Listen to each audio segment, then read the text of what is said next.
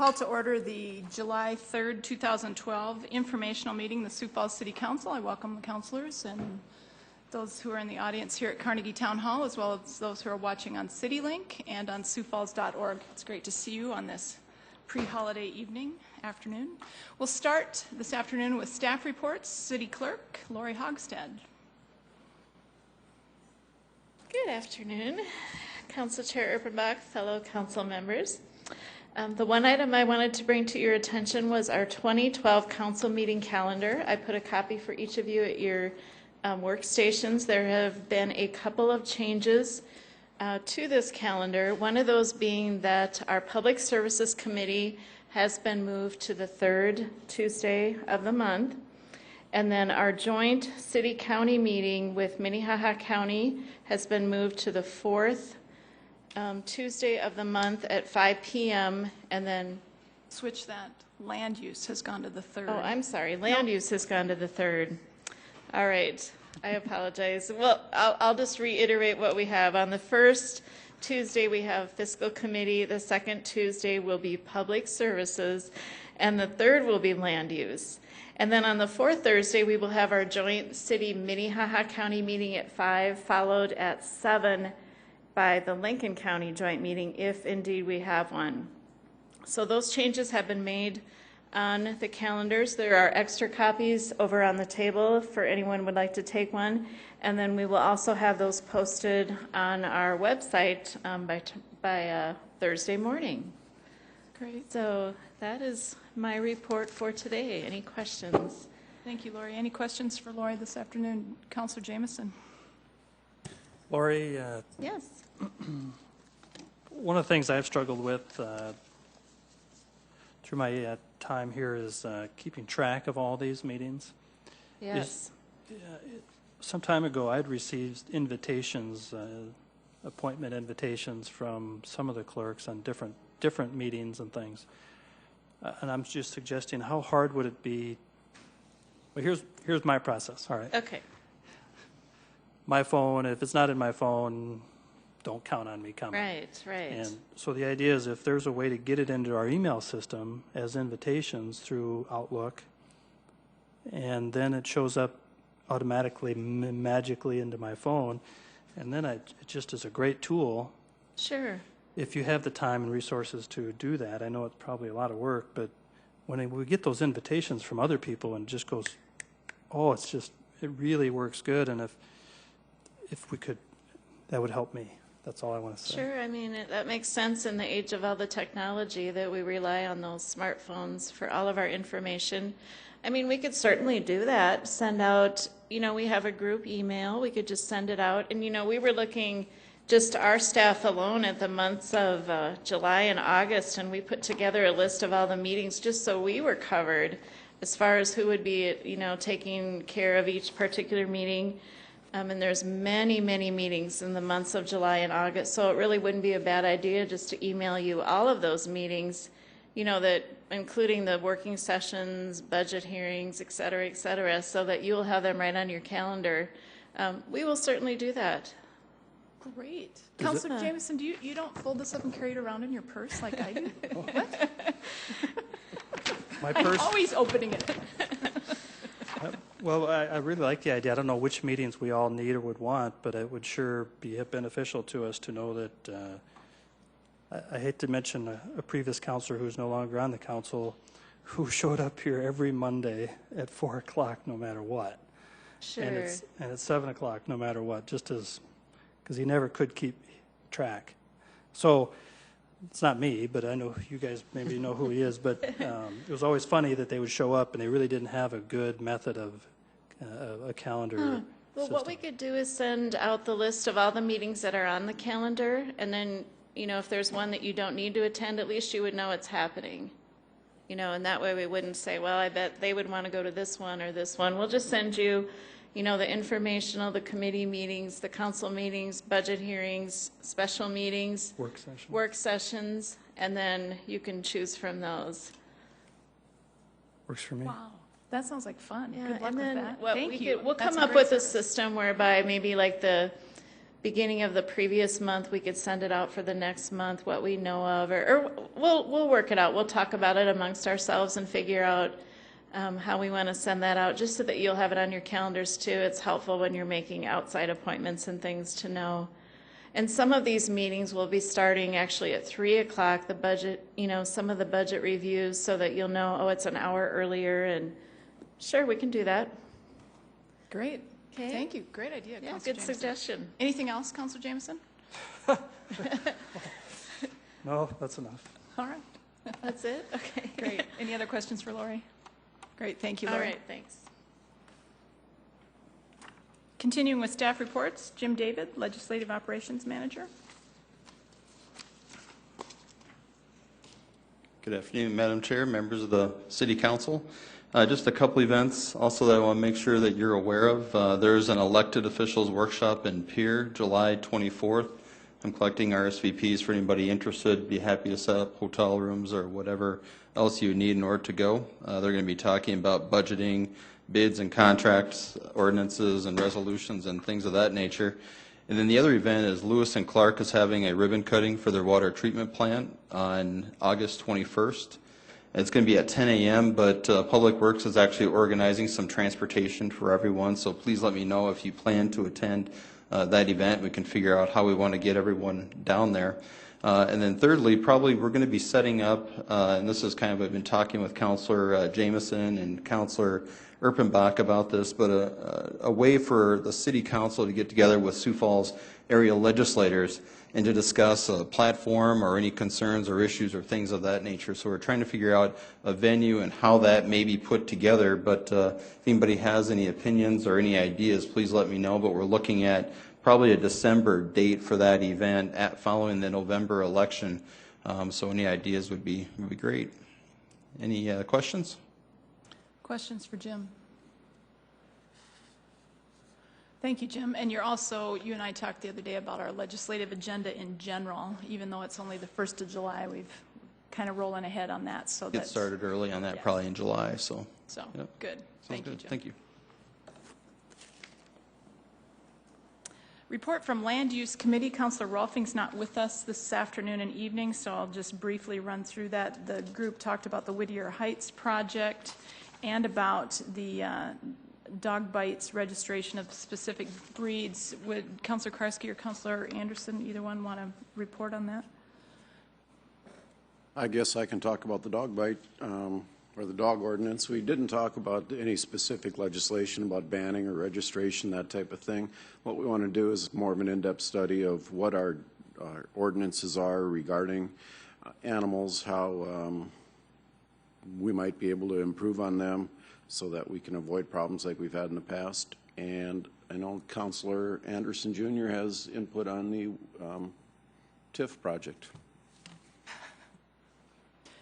The Whittier Heights project is a proposed TIF. Is that correct? That is correct. The Dunham Company has asked for a $1.8 million TIF over 15 years. And that would be to help do the grading and connecting the acreage that is on North Cliff to get it ready for development of 80 single-family homes.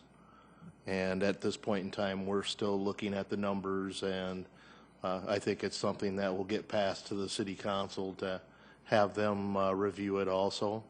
And we're always looking for input from the home builders and the realty world to see if this plan meets what we're looking for in that area. And I think those things still have to be discussed. That project has gone to the full council, though? Will be on the agenda July 10th, is that correct? That is, I do believe that is what we did on that, yes. Okay, and the minutes are on SIRE if you're interested in that. Thank you for your report. And if I can Questions? add Yeah. to the dog ordinance, at this point in time, there has been absolutely no discussion that I have been involved with in breed banning. We have been inundated with emails and phone calls from people within and outside of the city very concerned about this. And what I'd like to say is, and I think Councilman Karski will agree, is that what we're looking at is just to see if there is a problem, to take a look at the ordinance and see if it needs updating. And what we're doing is we're going right to the source. We're going to the animal control officers. We're going to the Humane Society, and we're asking them. So right now there is no discussion about banning any specific breed or, you know, any changes to the ordinance at all, except to investigate and just to do our due diligence. Good, thank you. Like you, Council Anderson, my email box is full. Questions regarding the Land Use Committee from anyone on the council? Councilor Jameson. I have a couple of questions or so on the Land Use Committee meeting regarding the TIF. As I understand it, I think the Planning Commission is looking at this. I don't know if it's on the 10th as well. But I was sitting here and listening, and it just seemed like the whole thing was, should I say, out of order, with meaning just in the process. You know, we read about it in the paper first, and we were all surprised and became aware of the proposal. But even when they presented it to the land use, it was a presentation prior to the Planning Commission. The city did not do the presentation. It was done by Dunham's, which is out of order, and that we haven't even been given a recommendation by our own staff that says this is a good idea. I just found a big gaping hole in the process and thinking that, you know, you guys did your due diligence of listening to their proposal, and I get that, but I didn't understand how it got to the land use before it even got through planning, and or even a final recommendation was done by the city that said this is something we think is a good idea. Just some red flags that I saw, and then, but in the good side of that process, it did stimulate my brain about this process. And on this Friday, I'm doing my inside town hall on TIFs exclusively, trying to educate the public and myself through the process. But one of the thoughts was to come up with a worksheet that we use and we get and we build that describes, okay, well, the developer's buying the land for this much. It's going to take this much to do the grading in this project or whatever it might be for mitigation. But we figure out that gap, and it's really right there in black and white, pretty easy to see there's a gap. And then I'm sure this is the process that the Planning Commission or Planning Department goes through, and Darren and their process of determining whether it's a good fit or not. But we don't see that. Oftentimes we get a recommendation from the staff that says we recommend approval or we recommend denial. It's generally approval. But I think a basic worksheet that did the math for us, the financials basically just laid out to show that gap would be beneficial to all of us.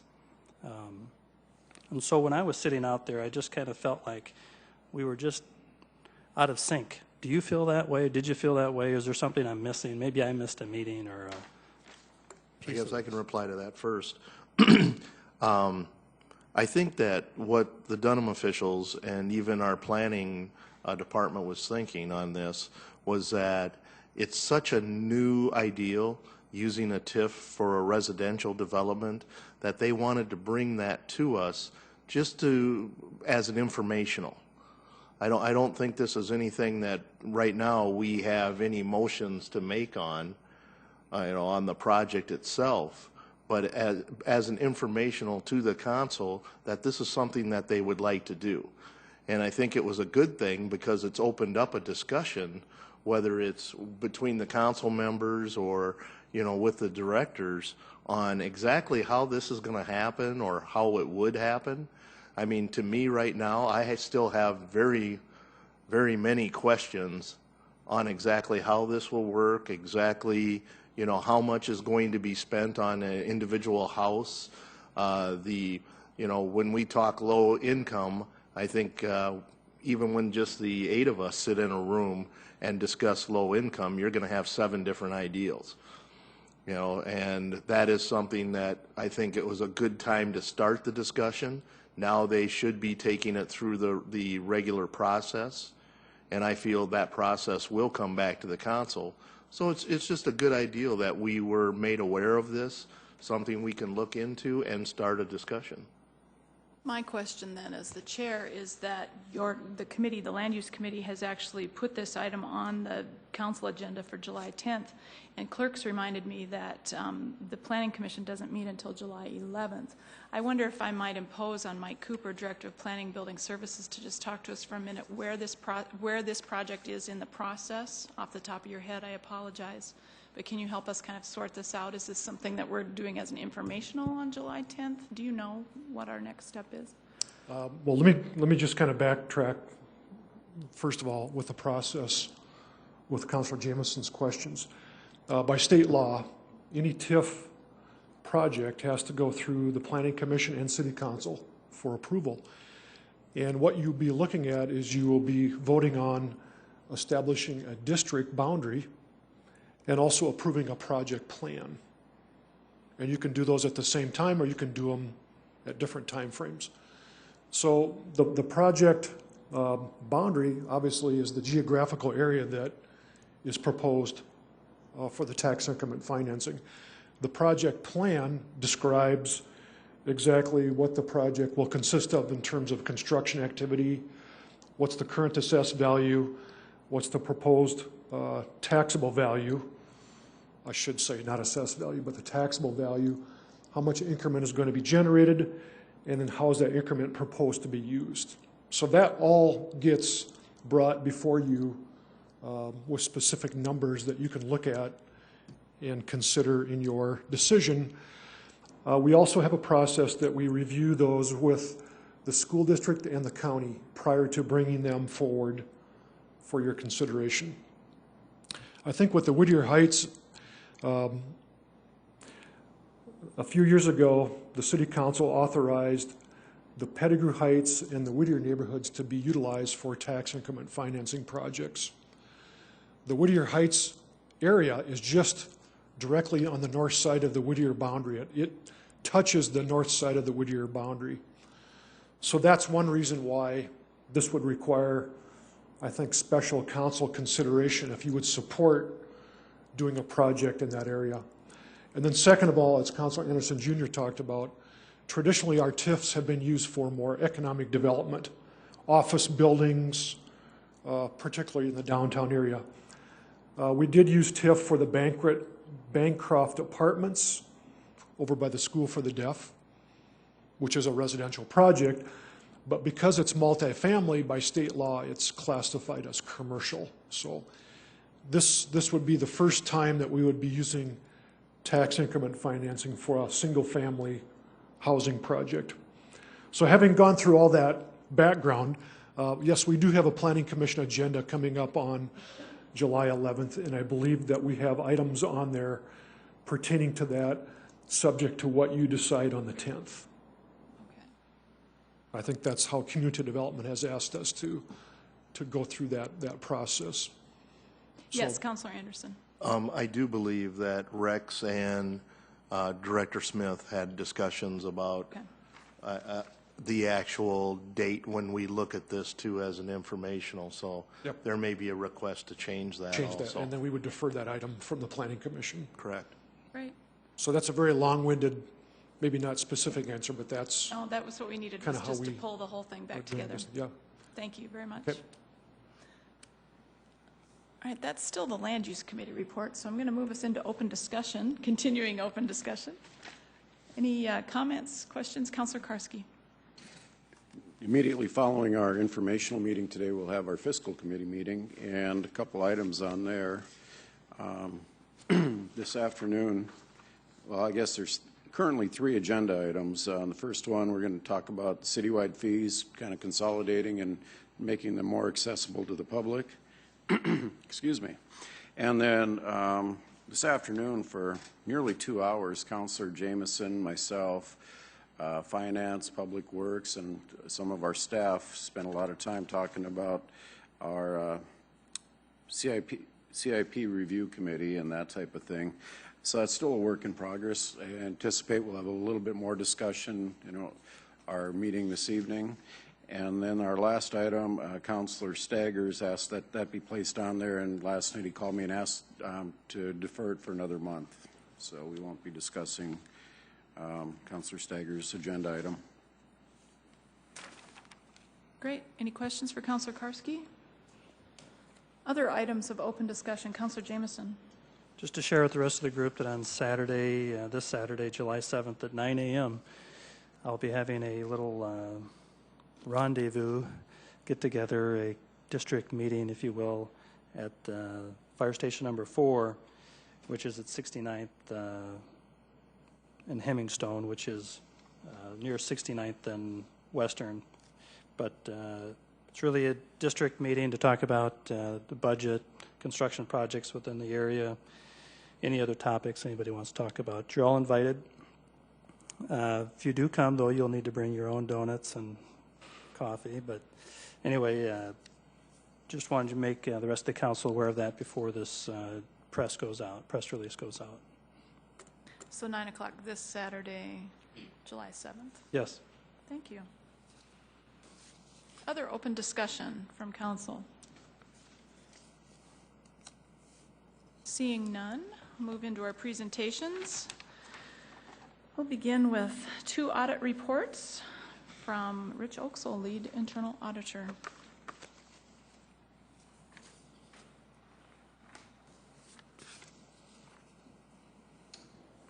Good afternoon, City Council. We have 2 audit reports to discuss with you. The first one we'll look at is the overtime audit report. You should have a hard copy at your workstation there, but we also have it on the screen, obviously.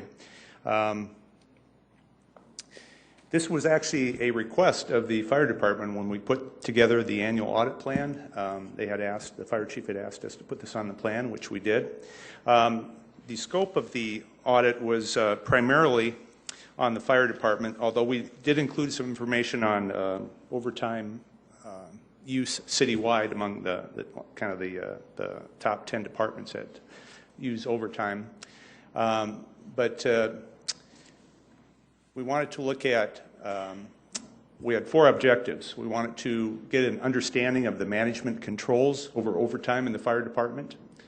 We wanted to determine when and how the employees earn the overtime and verify the process for approving and recording overtime, that was proper. And then look at the actual versus budgeted overtime for all the departments for the previous 5 years. And we have some charts and graphs in the report, nice color codes on there, so you can kind of see the actual and the budgeted for the various departments. As far as the results, the internal controls over overtime in the fire rescue department are well designed and operating properly. We didn't have any recommendations. We thought they were working as they were designed.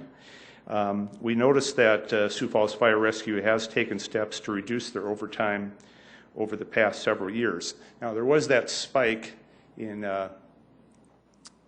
last year.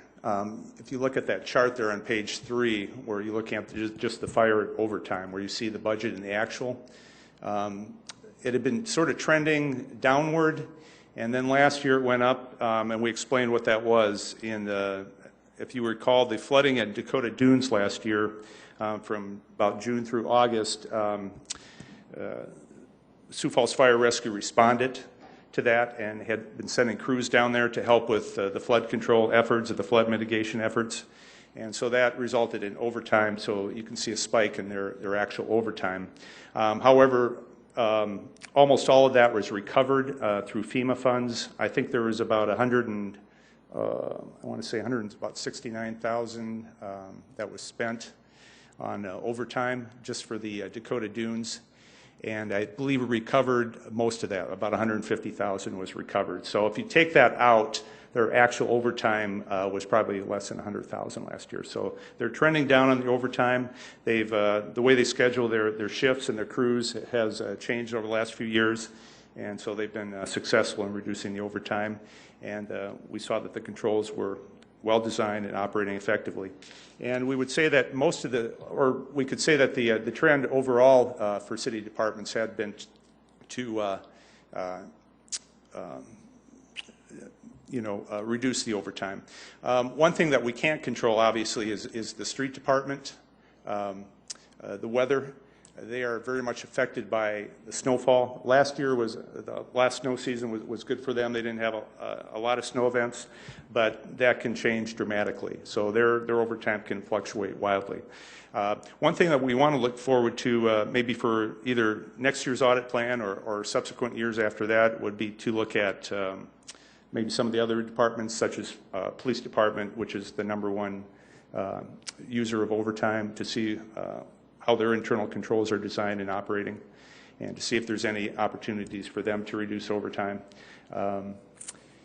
So if there's any questions, I'd be happy to address those at this time. Questions for Rich? That was easy. Thank you. Okay.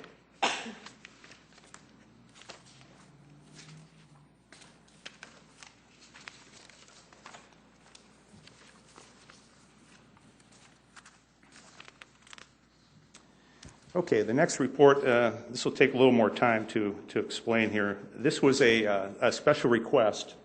This was the Wayne Township agreement, and this was not on our annual audit plan, but we have a protocol in the audit committee to review and approve special project requests. So Councilor Karski had asked us, the audit committee members, to approve this special request project, which was done at the April 6th 2012 Audit Committee meeting. Just to kind of give you a little background on Wayne Township. The Wayne Township is about 22 square miles. It's west of Sioux Falls. The boundaries, the west boundary would be Highway 17. The north boundary would be Benson Road. The east is basically the city limits of Sioux Falls. And the south boundary would be 57th Street, just to give you sort of an idea what area we're talking about. In 2004, there was an agreement signed between the city and the Wayne Township for Sioux Falls Fire Rescue to provide fire rescue services to the township. They had a volunteer fire department. If you recall, approximately 12th and Marion Road, there was a building there that said Wayne Township Volunteer Fire Department or something like that. That's where their volunteer fire department was headquartered.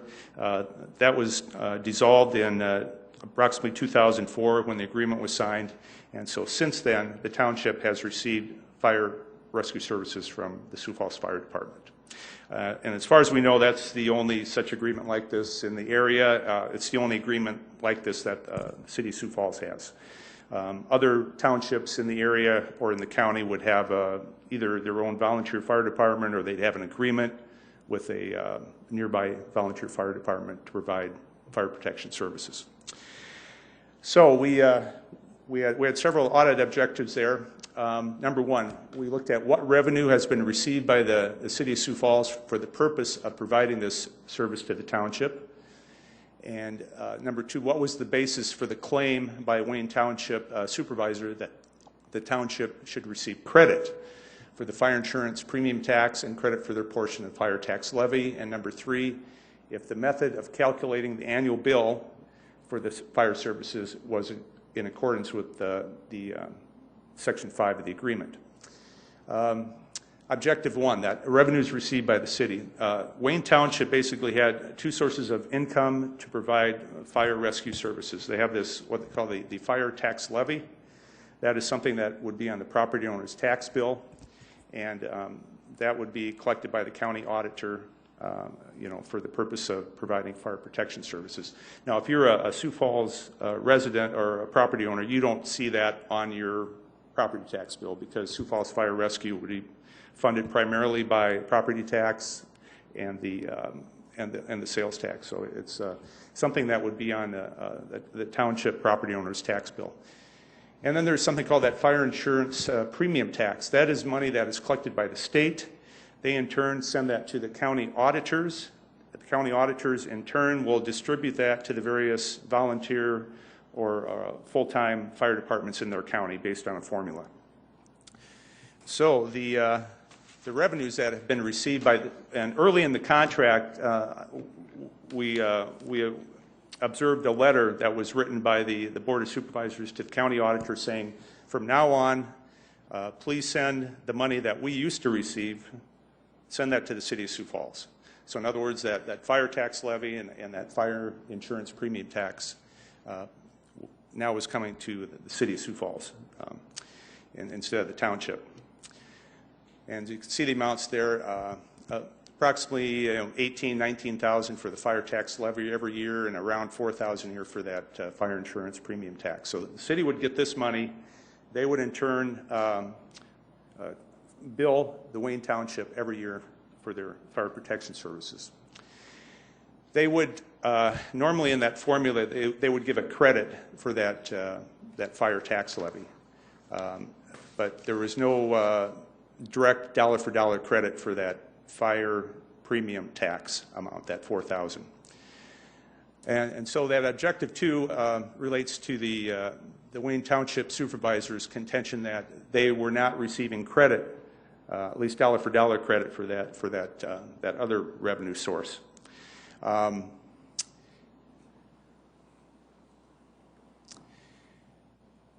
The problem was it gets complicated because the original agreement did not make any mention of that fire insurance premium tax.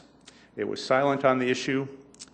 And the other contention is when they would calculate how much the Wayne Township owed, they would take that fire premium tax, that $4,000 approximately, they would kind of deduct that from the fire department's annual budget of approximately $18 to $20 million. And so the Wayne Township supervisor was contending that that method of figuring basically dilutes that amount, so it's basically lost. He was contending they should have received a dollar-for-dollar credit. And like I said, the original agreement was silent. And to further complicate things, there was an amendment to the original agreement.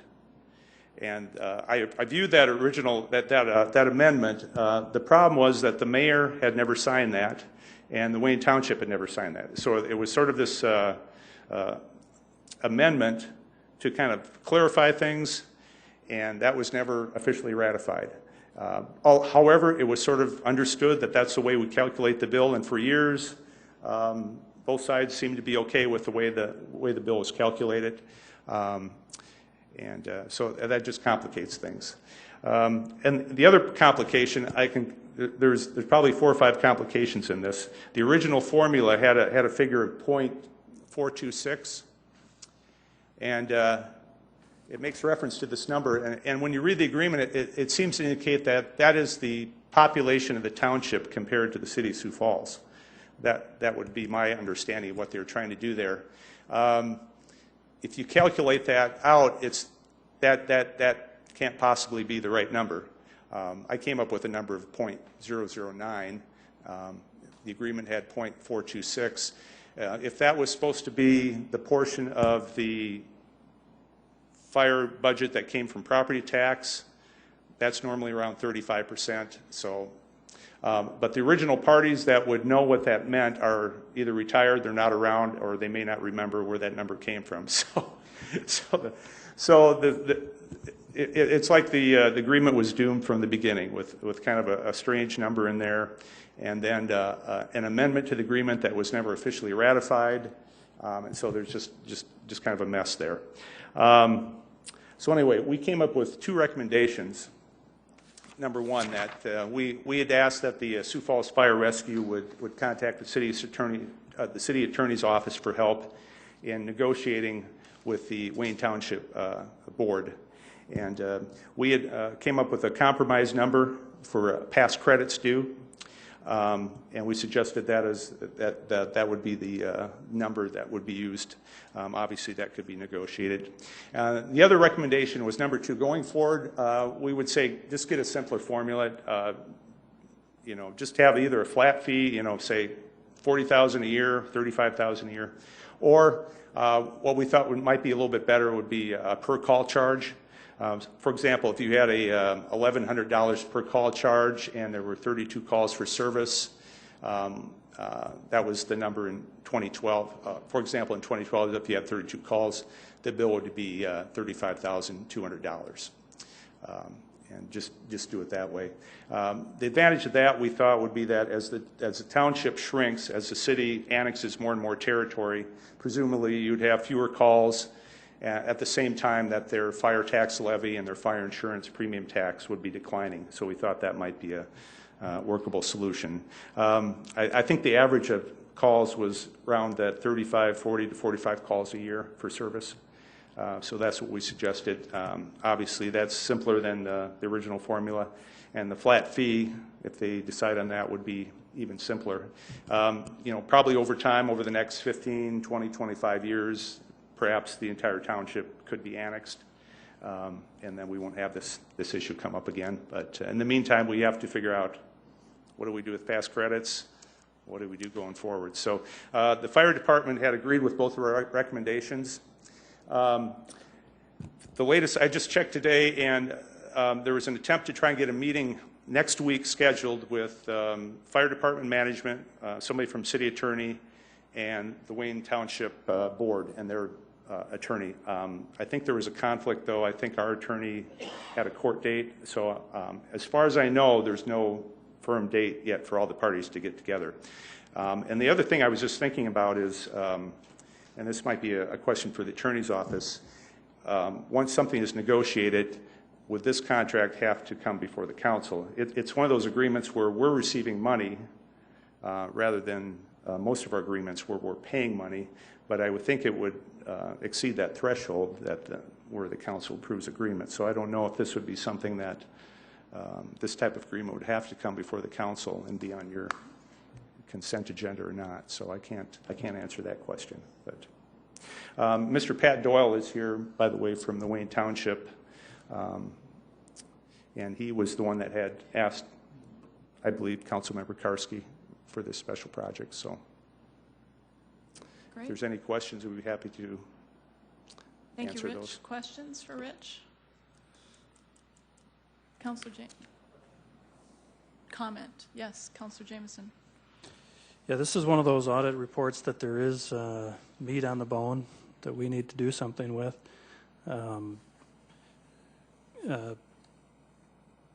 The audit committee accepts these reports from Rich and his staff.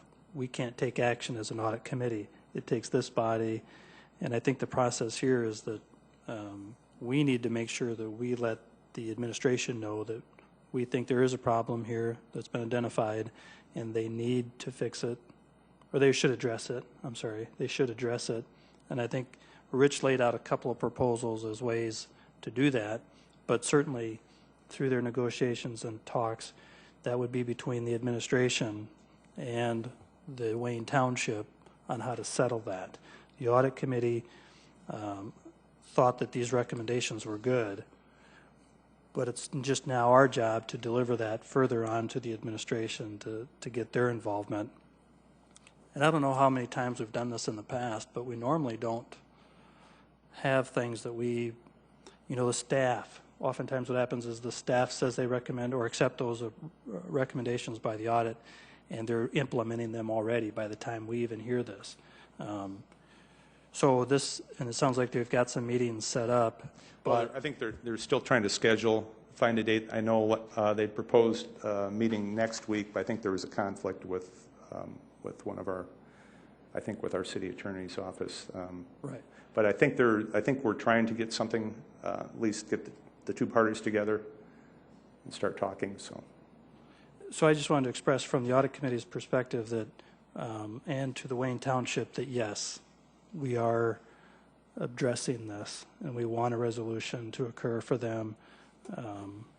So I would look for the rest of the council as well to support those recommendations so that the message is clear. That's all. Well, and we don't take action in this meeting, but I think that, audit committee is going to keep us posted as this follows through. I don't see this as being an adversarial conversation in the response from management. I think that Chief Sedaris is supporting the changes and that it will move forward. Summer's a tough time to schedule meetings for people like this. Other questions or comments? Great. Thank you, Rich. Thank you. Appreciate it. Anything else to come before this body in the informational meeting? Can't believe it. We will adjourn this meeting, and in about 10 minutes, the fiscal committee meeting will start. So at about 4:50, the fiscal committee will start. So this meeting is adjourned.